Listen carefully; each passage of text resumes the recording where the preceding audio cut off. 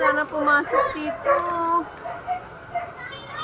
Ano ba yan? Wala na kaming kuryente. Nadamay ang aming wire. Sa garahe po ito kung saan kami dati tumira. Sa garahe kung saan kami tumira nung nasunugan din po kami. Ito po yun. Sobrang light materials lang po yung mga ano dyan, yung mga bahay. Diyan nasunog. Sobrang bilis po ng ano, ng apoy. Sobrang bilis, grabe.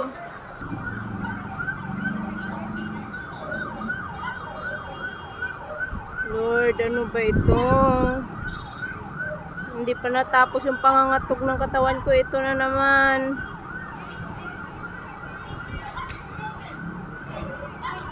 Wala na kaming kuryente. Sa garahe po ito. Ano ba yan? Ayoko pumunta doon, delikado, malapit na. Parang tumawid na yung ilaw sa yung kuryente sa ano, yung ilaw sa wire, sa kuryente. Huwag naman sanang bumaba. Huwag naman sanang bumaba dito sa amin.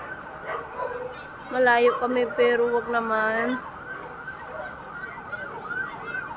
Apektado kami yung kuryente namin.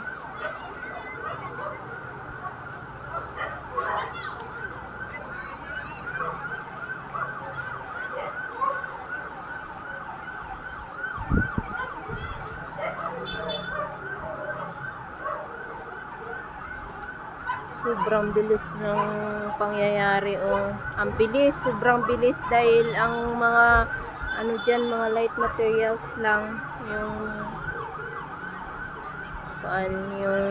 bahay dyan, tagpi-tagpi lang,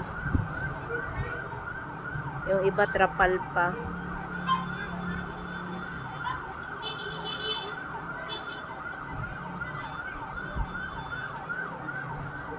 Wala naman sanang may nasaktan.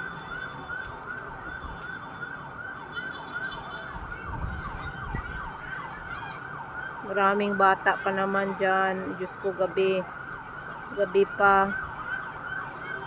Sana walang may nasaktan na mga bata dahil maraming bata po dyan nakatira.